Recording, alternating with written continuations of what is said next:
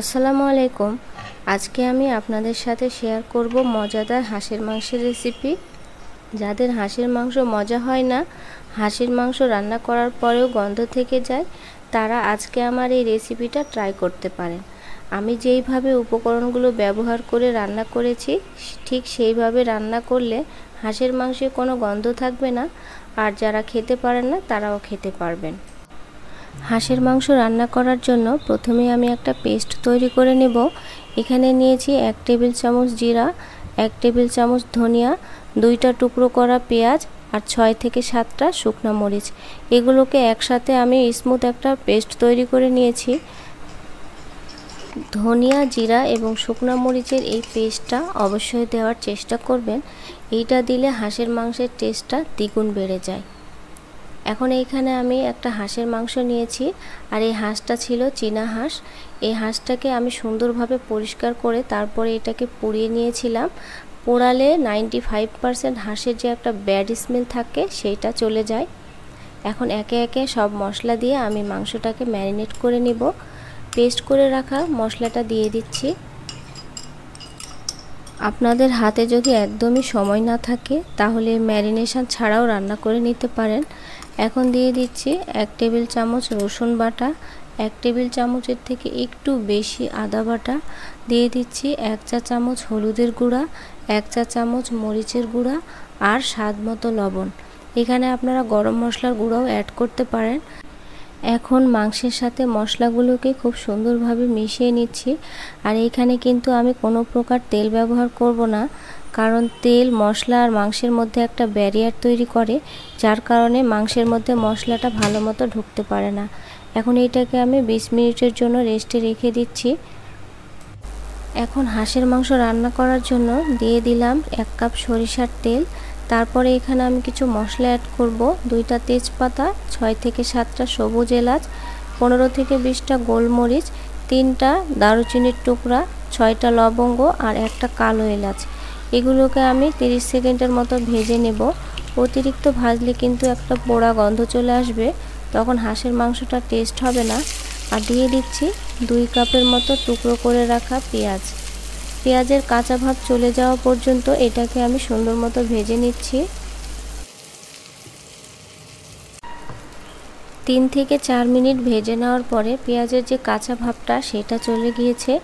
এখন ম্যারিনেট করা মাংসগুলোকে আমি দিয়ে দিচ্ছি।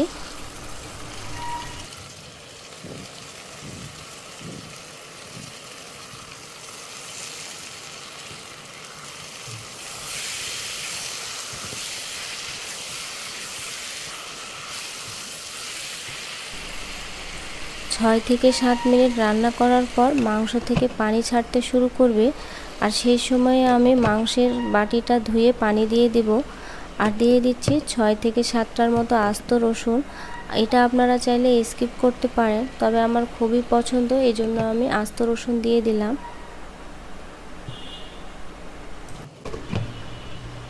এ পর্যায়ে মাংস থেকে অনেক পানি বের হয়েছে, আর আমি চেষ্টা করব এই পানিতে মাংসটাকে সেদ্ধ করে নেওয়ার জন্য।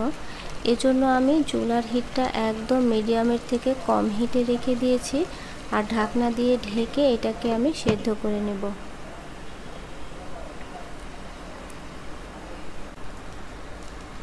মাংস থেকে যে পানি বের হয়েছিল সেটা শুকিয়ে গেছে, আর আমার মাংসটাও সেদ্ধ হয়ে গেছে। আপনাদের মাংস যদি সেদ্ধ না হয় এ পর্যায়ে আপনারা গরম পানি ব্যবহার করতে পারেন। একটু একটু করে গরম পানি দিবেন আর মাংসটাকে কষাতে থাকবেন। একবারে পানি দিয়ে দিলে মাংসের স্বাদটা নষ্ট হয়ে যাবে। এই কারণে ভাজার সময় একটু একটু করে পানি অ্যাড করবেন আর মাংসটাকে ভাজতে থাকবেন। তাহলে মাংসের যে অতিরিক্ত যে একটা গন্ধ থাকে সেই গন্ধটা দূর হয়ে যাবে আর খুবই সুস্বাদু হবে। এখন আমি একটু গরম পানি দিয়ে দিচ্ছি আর এটাকে ভাজতে থাকবো। বেশ কয়েকবার পানি দিয়ে ভেজে নেওয়ার পরে আমার রান্নাটা হয়ে যাবে।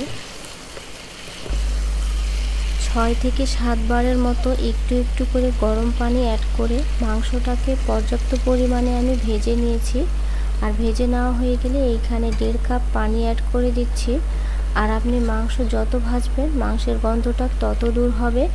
আর এখন এটা ফুটে এলে এখানে আমি গরম মশলার গুঁড়া অ্যাড করে দিচ্ছি 1 টেবিল চামচের মতো। এক একজন এক একভাবে রান্না করে হাঁসের মাংস, তবে আমি যেইভাবে রান্না করি সেটাই আপনাদের সাথে শেয়ার করেছি। আশা করি আপনাদের ভালো লাগবে। তো এখন ঢাকনা দিয়ে ঢেকে দমে রেখে দেব 15 মিনিটের মতো, কিন্তু চুলাটাকে এখন বন্ধ করে দেব। 15 মিনিট পরে আমার মাংসের এত সুন্দর অবস্থা এসেছে, আর এইটা খেতেও দুর্দান্ত ছিল। আশা করি আজকের রেসিপিটা আপনারা হুবহু ফলো করবেন, আর রেসিপিটি ভালো লাগলে আমার চ্যানেলটি অবশ্যই সাবস্ক্রাইব করবেন, আর পেজ থেকে দেখলে লাইক ফলো দিবেন। আল্লাহ হাফেজ।